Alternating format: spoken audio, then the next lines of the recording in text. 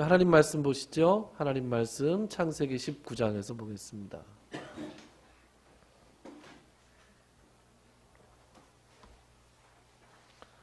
창세기 19장 23절부터 38절까지입니다.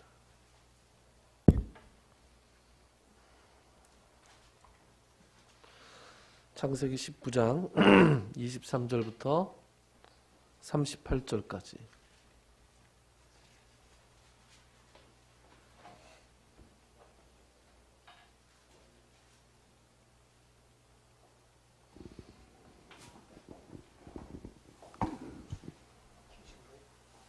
(23절부터) (38절까지) 찾으신 줄 알고 제가 봉독해 드리겠습니다. 롯이 소알에 들어갈 때 해가 돋았더라. 여호와께서 하늘 곧 여호와께로부터 유황과 불을 소돔과 고모라에 비같이 내리사 그 성들과 온 들과 성에 거주하는 모든 백성과 땅에 난 것을 다 엎어 멸하셨더라. 롯의 아내는 뒤를 돌아보았으므로 소금 기둥이 되었더라. 아브라함이 그 아침에 일찍이 일어나 여호와 앞에 서 있던 곳에 이르러 소돔과 고모라와 그 온 지역을 향하여 눈을 들어 연기가 옹기가마의 연기같이 치솟음을 보았더라. 하나님이 그 지역의 성을 멸하실 때 곧 롯이 거주하는 성을 엎으실 때에 하나님이 아브라함을 생각하사 롯을 그 엎으시는 중에서 내보내셨더라. 롯이 소알에 거주하기를 두려워하여 두 딸과 함께 소알에서 나와 산에 올라가 거주하되 그 두 딸과 함께 굴에 거주하였더니 큰 딸이 작은 딸에게 이르되 우리 아버지는 늙으셨고 온 세상의 도리를 따라 우리의 배필될 사람이 이 땅에는 없으니 우리가 우리 아버지에게 술을 마시게 하고 동침하여 우리 아버지로 말미암아 후손을 이어가자 하고 그 밤에 그들이 아버지에게 술을 마시게 하고 큰 딸이 들어가서 그 아버지와 동침하니라. 그러나 그 아버지는 그 딸이 눕고 일어나는 것을 깨닫지 못하였더라. 이튿날 그 딸이 작은 딸에게 이르되 어젯밤에는 내가 우리 아버지와 동침하였으니 오늘 밤에도 우리가 아버지에게 술을 마시게 하고 내가 들어가 동침하고 우리가 아버지로 말미암아 후손을 이어가자 하고 그 밤에도 그들이 아버지에게 술을 마시게 하고 작은 딸이 일어나 아버지와 동침하니라. 그러나 아버지는 그 딸이 눕고 일어나는 것을 깨닫지 못하였더라. 롯의 두 딸이 아버지로 말미암아 임신하고 큰 딸은 아들을 낳아 이름을 모압이라 하였으니 오늘날 모압의 조상이요 작은 딸도 아들을 낳아 이름을 베남미라 하였으니 오늘날 암몬 자손의 조상이었더라. 아멘. 사람인 끝이 좋아야 됩니다. 끝이 좋으면 다 좋죠. 살아보니 그렇지 않습니까? 옛날에 잘 나갔던 거, 젊었을 때 돈도 많이 벌고 힘도 있고 전화하면 받는 사람도 많고 전화 오는 사람도 많고 그러다가도 노년이 그렇지 못하면 별로 보기가 좋지 않더라고요. 반면에 젊은 시절에 지질이 고생을 하다가 마지막에 말년이 평화롭고 안정되고 천수를 다하고 돌아가시는 분들을 보면 참 복되게 사셨구나 이런 생각이 들더군요. 끝이 좋으면 다 좋은데 저는 오늘 이 자리에 앉아 계신 여러분들의 노년이 하나님 앞에서 복되기를 주님의 이름으로 축원합니다. 오늘 본문을 끝으로 롯은 이제 더 이상 성경에 등장하지 않습니다. 신약 성경에 간혹 언급되기는 합니다만 롯의 이야기는 오늘로 끝입니다. 한때 잘 나갔던 롯이지요. 삼촌하고 함께 고향 땅을 떠나와서 삼촌 밑에서 일을 했지만 삼촌 아브라함과 비슷한 정도, 아브라함의 양떼 목자들과 롯의 양떼 목자들이 서로 다툴 정도로 그 밑에서 많이 컸지요. 그것이 계기가 되어서 서로 갈라지게 되었습니다. 그리고 소돔 땅으로 옮겨왔습니다. 소돔 땅으로 옮겨와서도 그는 제법 잘 나갔던 것 같습니다. 왜냐하면 오늘 우리 19장을 23절부터 읽었지만 19장 1절에 보면 이런 말씀이 나오죠.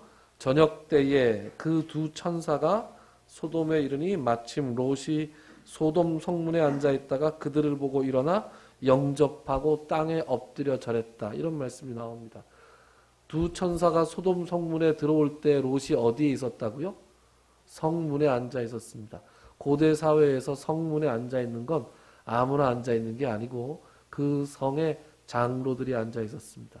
다른 말로 하면 그 성에 유지들이 앉아 있는 것인데 롯이 거기에 앉아 있었다. 롯은 소돔 성내에서도 유력자였던 것이죠.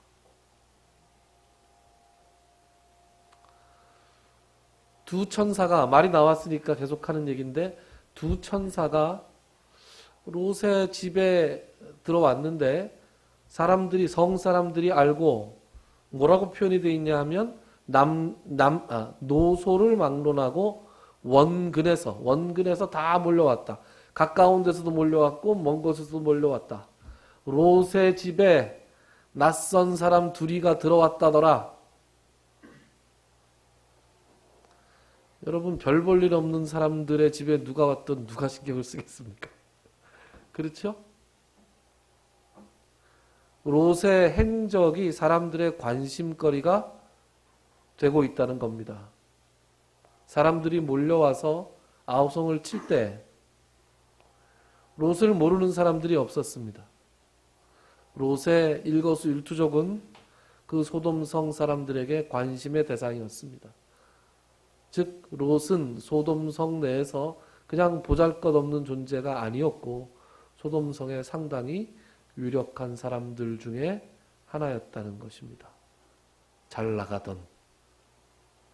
당시에 소돔과 고모라는 굉장히 풍요로운 곳이었습니다. 그러니까 소돔성 자체가 잘 나가던 곳이었습니다. 잘 나가던 곳에서 잘 나가던 동네에서 잘 나가는 사람이었습니다. 그런데 그 성에 멸망이 임했고 그에게도 마지막 순간이 찾아왔던 것이죠.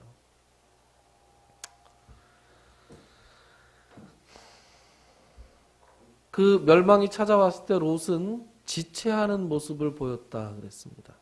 지체하는 모습. 그리고 소알로 도망하죠. 소알은 작다라는 뜻이라고 했습니다. 작은 도시로 도망을 자청해서 소알에 도망을 갔습니다. 오늘 23절에 보면 롯이 소알에 들어갈 때 해가 돋았고 24절에 여호와께서 유황과 불을 소돔과 고모라에 비같이 내리셨다. 다시는 세상을 물로 심판하지 않겠다라는 노아의 홍수 이후의 하나님의 약속은 이렇게 지켜졌습니다. 소돔과 고모라는 불의 심판이었습니다. 세계적인 심판은 아니었고 국지적인 심판이었습니다. 국지적인 심판이었지만 진멸하는 심판이었습니다.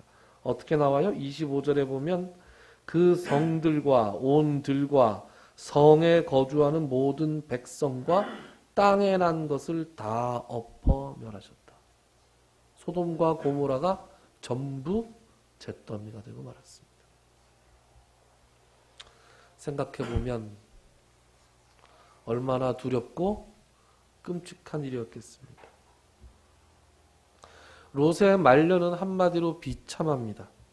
심판을 면했습니다. 오늘 본문에 읽어보면 아브라함을 생각하사 롯의 심판을, 롯을 그 엎으시는 중에서 건져내셨습니다. 그러나 그가 지금까지 잘 나가던 시절에 쌓아온 모든 것들은 다 잿더미가 되고 말았어요. 단 하나도 남아있지 않게 됐습니다. 재물은 물론이고 인간관계 다 죽었는데 무슨 인간관계가 있겠어. 단 하나도 남지 않고 다 없어졌습니다. 그 와중에 롯의 아내는 뒤를 돌아봤습니다. 뒤를 돌아보지 마라. 도망가라. 뒤를 돌아보는 바람에 소금 기둥이 되어버리고 말았습니다. 천사가 뒤를 돌아보면 소금 기둥이 된다라고 경고하진 않았습니다. 뒤를 돌아보지 말라 그랬어요. 그런 걸 보면 이 명령은 굉장히 엄중했던 것 같고 롯과 두 딸들은 뒤를 돌아보지 않았지만 롯의 아내는 뒤를 돌아봤습니다. 이 뒤를 돌아보는 것을 단순한 호기심이 아니라 이 뒤를 돌아다보는 것은 미련이 남아서 돌아본 것이다 라고 우리 예수님이 해석하셨던 것 같아요. 누가복음에 보면 누가복음 17장에 보면 예수님께서 이 부분에 대해서 언급하고 계시는 것을 우리가 알 수 있습니다. 예수님께서 주의 날, 인자의 날, 마지막 때를 이야기하고 계십니다. 마지막 때에 대해서 이렇게 말씀하십니다. 노아의 때에 된 것과 같이 인자의 때에도 그러하리라. 노아가 방주에 들어가던 날까지 사람들이 먹고 마시고 장가들고 시집가더니 홍수가 나서 그들을 다 멸망시켰으며 또 롯의 때와 같으리니 사람들이 먹고 마시고 사고 팔고 심고 집을 짓더니 롯이 소돔에서 나가던 날에 하늘로부터 불과 유황이 비오듯 하여 그들을 멸망시켰느니라. 인자가 나타나는 날에도 이러하리라. 그날에 만일 사람이 지붕 위에 있고 그의 세간이 그 집안에 있으면 그것을 가지러 내려가지 말 것이요 밭에 있는 자도 그와 같이 뒤로 돌이키지 말 것이니라. 롯의 처를 기억하라. 이렇게 말씀하세요. 여기서 롯의 처가 나와요. 롯의 처를 왜 기억하라고요? 마지막 날에 정말로 중요한 것과 미련을 두지 말아야 할 것을 구분하지 못하고 미련을 두는 어리석음을 범하지 말라는 것. 그래서 거의 다 구원을 받았는데 그 직전에 결국은 소돔과 고모라의 멸망과 함께 멸망할 수밖에 없는 처지가 되었습니다. 그리고 두 딸이 한 일을 한번 봅시다. 성경에 이런 게 왜 있는지 모르겠어요. 정말 창피해서 국민학교 다닐 때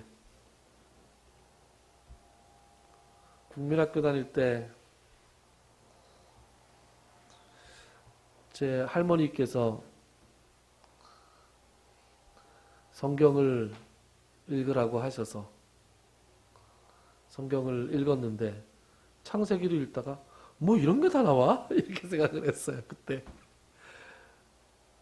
그때 제 누님도 성경을 읽고 뭐 이런 게 다 있어 하고 얘기했던 것이 생각이 나요.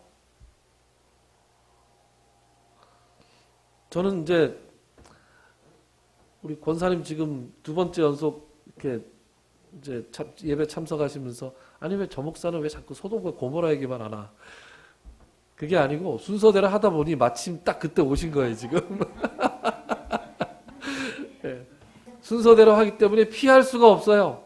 넘어갈 수도 없고. 예, 그래서 이제 이 본문을 제가 맞닥뜨렸어요. 맞닥뜨려서 참 이 망측하고 별로 거론하고 싶지 않은, 떠올리고 싶지 않은 그런 장면을 여러분들과 함께 나누게 됐습니다.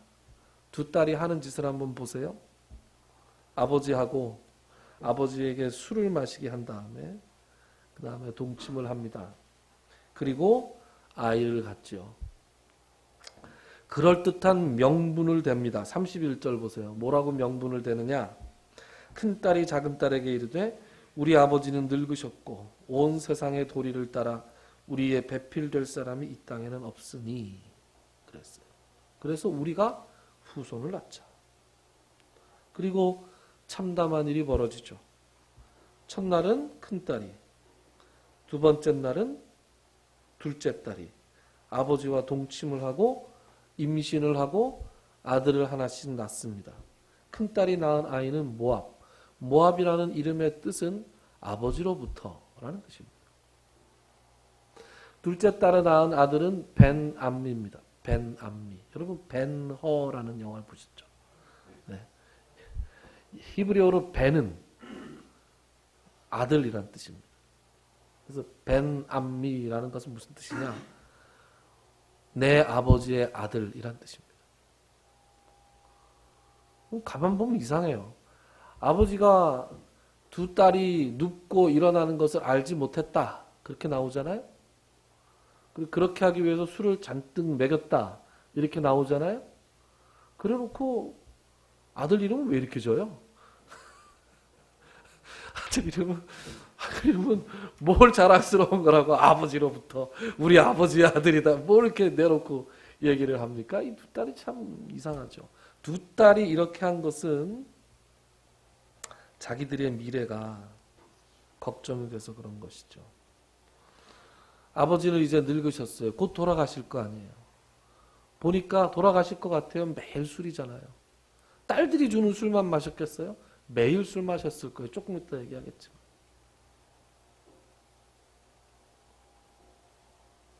아버지는 이제 저렇게 돌아가실 거고 우리는 그럼 이제 어떻게 살아가냐는 거예요. 후손을 이어야겠다라고 명분을 내지만 그 후손을 이어야겠다는 것은 명분일 뿐이고 이 당시에 여러분 왜 성경에 계속 고아와 과부에 대해서 얘기가 나옵니까? 왜 과부에 대한 얘기가 나와요? 아들이 없으면 힘을 쓸 수가 없었어요. 고대 사회에서 여자는. 그래서 앞으로 어떻게 살아야 될지 막막했어요. 그래서 자기들의 살 궁리를 한 거예요. 아버지가 돌아가신 다음에도 나를 책임져 줄 수 있는 남자가 필요했어요. 그래서 그들은 아들을 하나씩 낳은 거죠.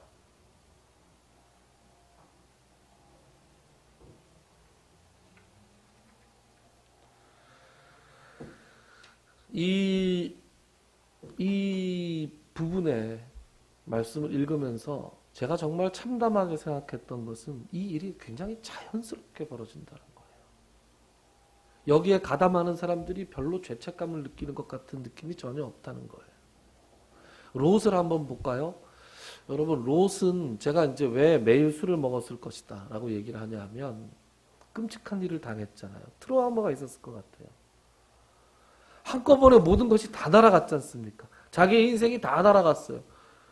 다 날아갔는데 술은 또 어디서 구했는지 모르겠어요. 어쨌든 술은 구했어요. 기가 막히게. 그래서 이제 소알에 가서 살려고 천사한테 자기가 부탁까지 했잖아요. 산으로 가라 그랬는데 저기는 조그만 성읍이니까 저기라도 가게 해주십시오. 그래서 내가 이 일에도 내 소원을 들었은즉 네가 그리로 가라. 네가 원하는 그 소알이라고 하는 곳은 내가 멸망시키지 않을 거다. 그런데 그렇게 자척해서 간 소알에서 뭐라고 나와요?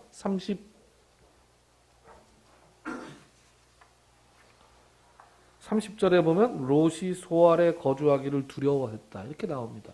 왜 두려웠겠어요? 소돔에서의 공포가 그대로 있었겠죠. 그렇지 않겠습니까? 자기의 인생이 다 날아갔고 사람들이 두려웠고 또 이 성도 언제 똑같이 악한 도시인데 이 성도 언제 멸망할지 모르겠고 굉장히 힘들고 매일매일 힘든 삶을 살았을 거예요. 그래서 그걸 잊기 위해서 소돔에서 늘 했던 익숙한 행동 술을 마셨습니다. 술을 가볍게 식사하면서 와인 한 잔, 맥주 한 잔 이렇게 마신 게 아니고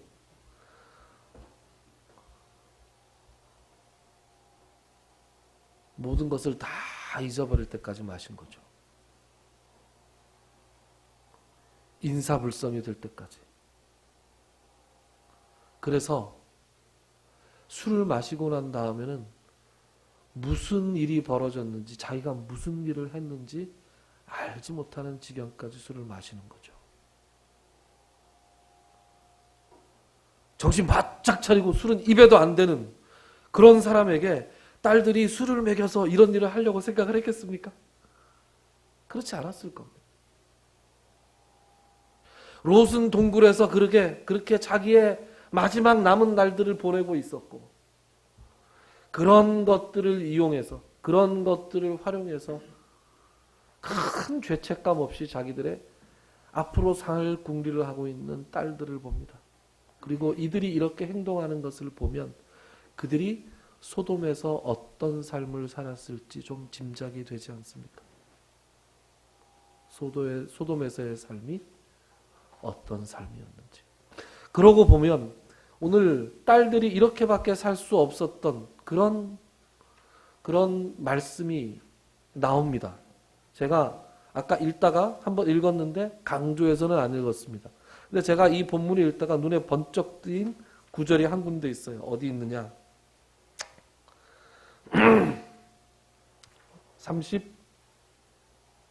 31절. 아까 읽었죠? 우리 31절 말씀을 같이 한번 읽어볼까요? 시작. 큰딸이 작은딸에게 이르되 우리 아버지는 늙으셨고 온 세상의 도리를 따라 우리의 배필될 사람이 이 땅에는 없으니 그랬습니다. 여기서 제가 주목한 말씀은 뭐냐? 온 세상의 도리를 따라 라는 말입니다. 이 사람들의 삶은 세상의 도리를 따라 사는 삶이었어요. 이 부분을 표준세번역에서는 뭐라고 번역하고 있냐 하면 세상의 풍속대로라고 번역하고 있습니다. 롯과 롯의 아내와 롯의 딸들은 하나님의 말씀대로 따라 산 것이 아니라 세상의 풍속을 따라서 살던 사람들이에요. 세상의 풍속대로 부귀와 영화를 쫓아 살았고 세상의 풍속대로 욕망을 쫓아 살았고 위기가 왔을 때 세상의 풍속대로 술에 쩔어 살았고 앞으로의 생계 대책이 막막하자 세상의 풍속대로 생계의 대책을 도모하고 있습니다. 그런데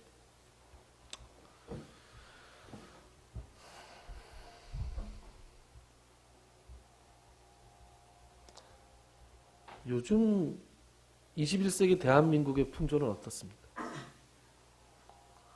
21세기 대한민국의 풍속은 어떻습니까?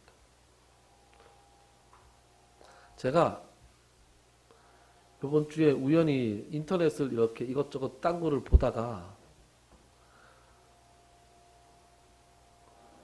읽게 된, 이렇게 뿅 하고 떠가지고 읽게 된 광고가 있는데 한번 들어보시겠어요? 어떤 광고냐? 200만 원으로 4천만 원을 이런 광고였어요.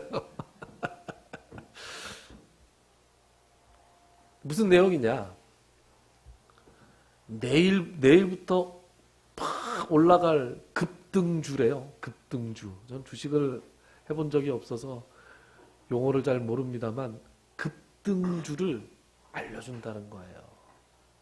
무료로 알려준다는 거예요. 그리고 회원가입을 하면 대박을 보장하겠다는 거예요. 그래서 자기도 믿져야 본전이지라고 생각하고 200만 원 가지고 시작했는데 지금은 한 달에 4천만 원씩 수익이 난대요. 그래놓고 마지막을 이렇게 장석해요.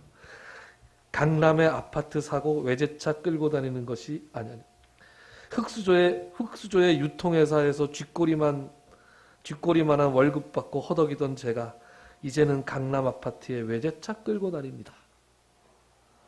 여러분도 한번 해서요. 클릭 이렇게 해놨어요. 저는 이런 광고를 보면 아니 그렇게 수익이 좋은데 왜 날 가르쳐주나 이런 생각을 하죠. 날 왜 가르쳐줘요? 언제 봤다고?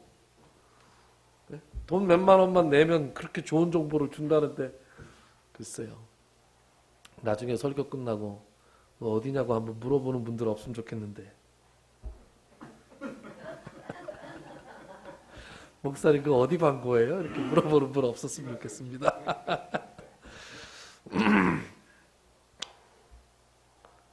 강남의 아파트 사고 외제차 굴리고 제가 어디서 들어보니까 벤츠라는 차는 승차감이 좋은 게 아니라 하차감이 좋다고 내릴 때 사람들이 샥 보는 그게 좋다고 뭐 그런 얘기를 하더군요.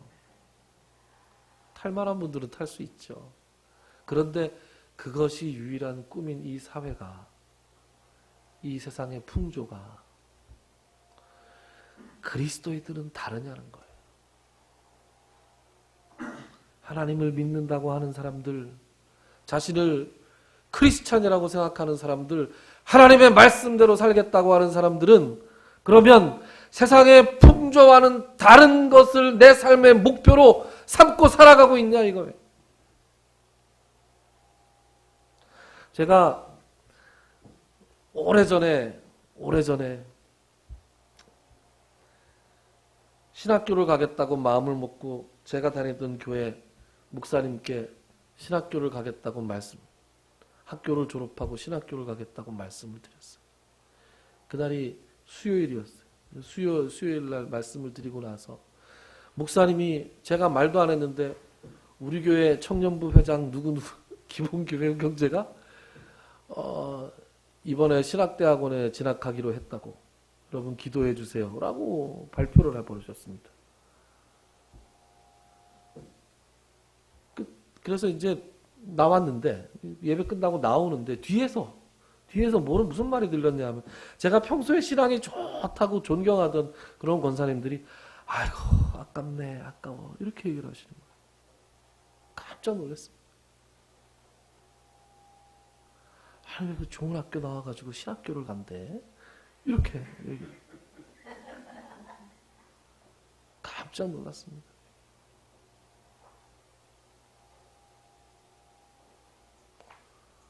목사들 무식하다고, 목사들 상식 없다고, 목사들 논리적이지 않다고, 목사들이 세상 물정을 너무 모른다고,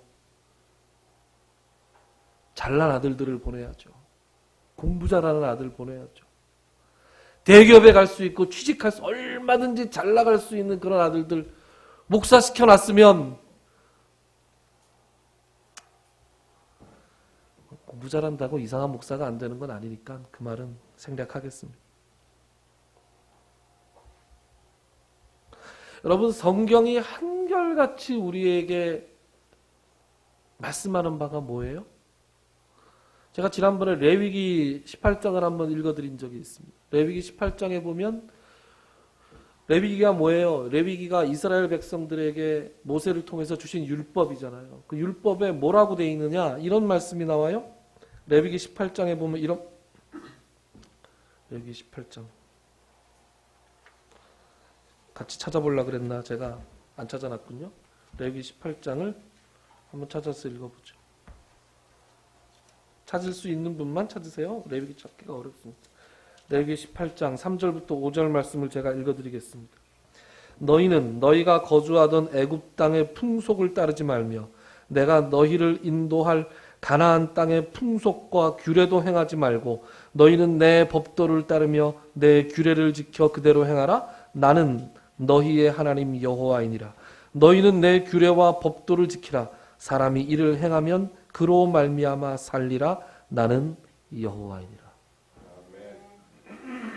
이스라엘 백성들에게 하나님 주신 명령은 그거예요. 너희들이 이전에 나왔던, 너희들이 속해 있었던 세상 애굽의 풍속을 따르지도 말고 앞으로 들어갈 그 가나안 땅의 풍속도 따르지 말고 나의 규례와 법도를 지켜 살아라. 하나님이 늘 하나님의 백성들에게 원하시는 것은 세상의 풍속을 쫓지 않고 하나님의 뜻을 쫓아 사는 사람들을, 그런 백성들을 만드시는 거예요. 그런 백성들과 함께 하나님이 살아가시는 거예요. 그게 하나님이 우리를 부르신 목적이라고요. 여러분, 이것을 우리가 신약식으로, 신약에서는 뭐라고 얘기하냐? 이걸 한번 같이 찾아보시죠. 로마서를 찾아보겠습니다. 로마서, 신약 성경 로마서 12장입니다.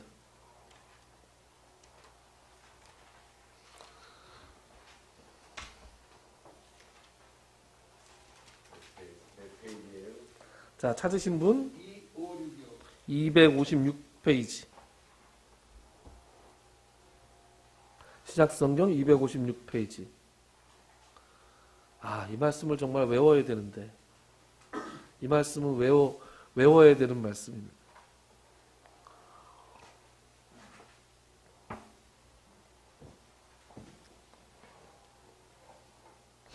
255페이지 또는 256페이지입니다. 신약성경 로마서 12장 2절을 우리가 한번 같은 목소리로 읽어볼까요? 시작. 너희는 이 세대를 본받지 말고 오직 마음을 새롭게 함으로 변화를 받아 하나님의 선하시고 기뻐하시고 온전하신 뜻이 무엇인지 분별하도록 하라. 로마서 11장까지는 하나님이 우리를 어떻게 구원하셨는가, 어떻게 믿음으로 말미암아 우리가 구원을 얻는가에 대해서 이야기하고 있고요. 로마서 12장부터는 그럼 구원받은 백성이 어떻게 살아야 되느냐 사도 바울이 쓰고 있어요. 거기서 제일 먼저 하는 얘기가 뭐예요? 너희는 이 세대를 본받지 말고. 요거를 새 번역에서는 뭐라 그랬냐? 여러분은 이 세대의 풍조를 본받지 말고, 그렇게 번역했습니다. 그래서 풍조를 본받지 말고 하나님의 선하시고 기뻐하시고 완전하신 뜻이 무엇인지를 분별하도록 하십시오. 그러니까 우리가 드려야 될 기도는 말이에요. 하나님 뭐 저한테 뭐 주시고 하나님 앞에 청구서를 잔뜩 늘어놓지 마시고, 하나님 제가 속한 곳에서 하나님의 선하시고 기뻐하시고 온전하신 뜻이 무엇인지 분별할 수 있는 분별력을 주십시오. 제가 이 세대를 본받지 않고 살아가고 싶은데 구체적으로 어떻게 살아가야 하는 건지 잘 모르겠습니다. 하나님 가르쳐 주십시오. 지혜의 영께서 우리의 눈을 밝히셔서 우리가 어떻게 살아야 하는지, 각자의 삶의 현장에서 어떻게 살아야 하는지, 그것을 분별할 수 있는 눈을 달라고 기도해야 되는 거예요. 에베소서에서는 이런 말씀이 나옵니다. 너희는 유혹의 욕심을 따라 썩어져가는 구습을 따라는 옛사람을 벗어버리고 오직 너희의 심령이 새롭게 되어 하나님을 따라 의와 진리의 거룩함으로 지으심을 받은 새 사람을 입으라. 유혹의 욕심을 따라 썩어가는 구습을 따르는 이 부분을 새 번역은 뭐라고 번역하고 있느냐? 여러분은 지난날의 생활 방식대로 허망한 욕정을 따라 살다가 썩어 없어질 그 옛사람을 벗어버리십시오.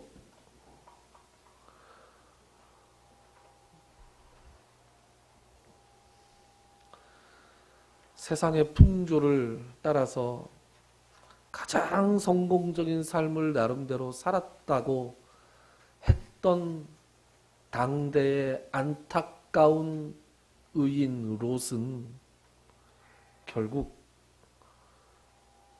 자기가 평생을 쌓아왔던 모든 것을 다 잃어버렸어요. 다 없어질 수밖에 없는 것입니다. 그것이 세상의 풍조를 쫓아가는 사람들의 결국입니다. 영원한 것을 사모하시고 옛사람을 벗어버리고 새 사람을 입으시고 하나님의 선하시고 온전하시고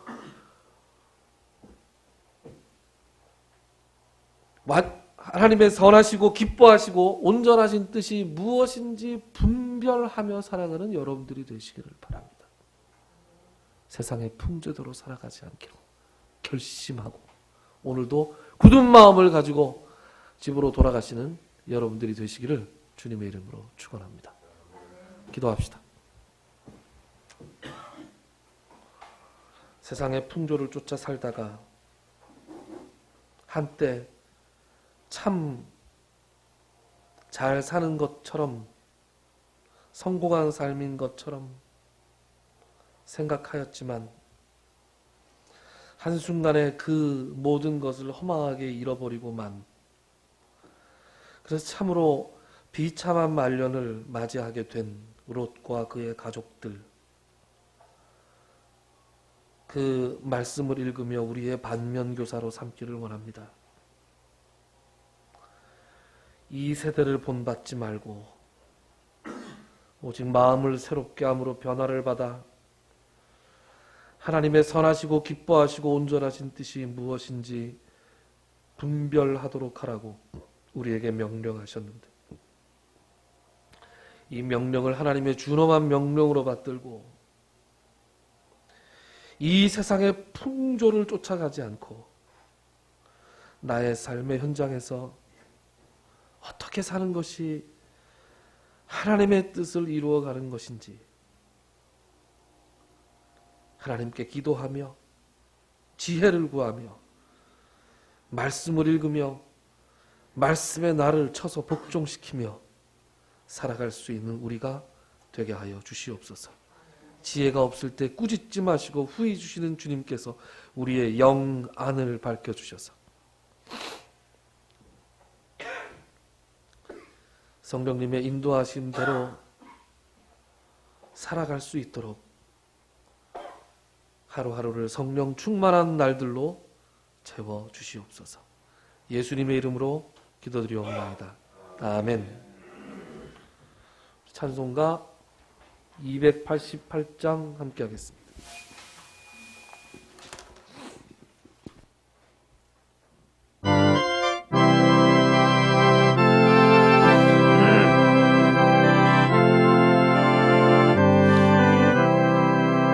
예수를 나의 구주 삼고 성령과 피로써 거듭나니 이 세상에서 내 영혼이 하늘의 영광 누리도다.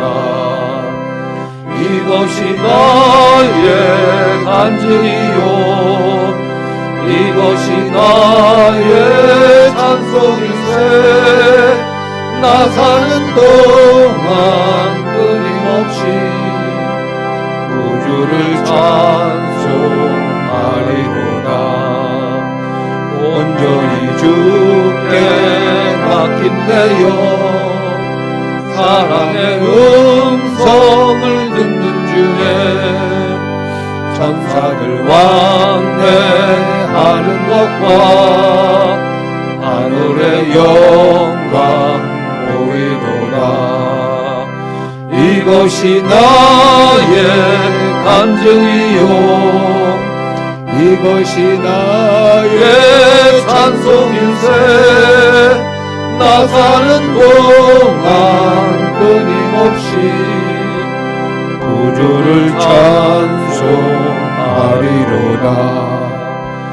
주 안에 기쁨 누림으로 마음의 풍랑이 잔잔하니 세상과 나는 간 것 없고 소속한 주만 보이도다. 이것이 나의 간증이요 이것이 나의 찬송일세.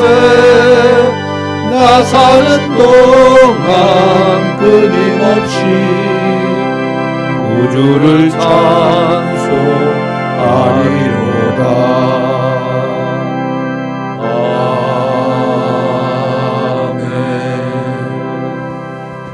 이제는 우리 주 예수 그리스도의 무한하신 은혜와 하나님 아버지의 지극하신 사랑하심과 성령님의 감동, 감화, 교통, 치유하시는 역사가 오늘 이 예배에 함께 참석하며 세상의 풍조를 쫓지 않고 삶의 현장에서 하나님의 뜻을 분별하기로 다짐하고 돌아가는 모든 성도님들 머리 위에와 그들의 가정과 그들이 행하는 모든 사역 위에 특별히 그들의 환부 위에 이제로 영원토록 함께 있을지어다.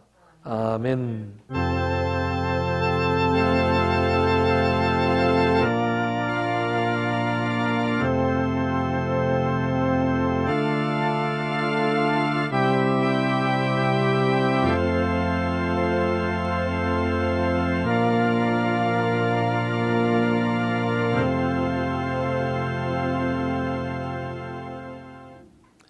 예배 마쳤습니다. 감사합니다.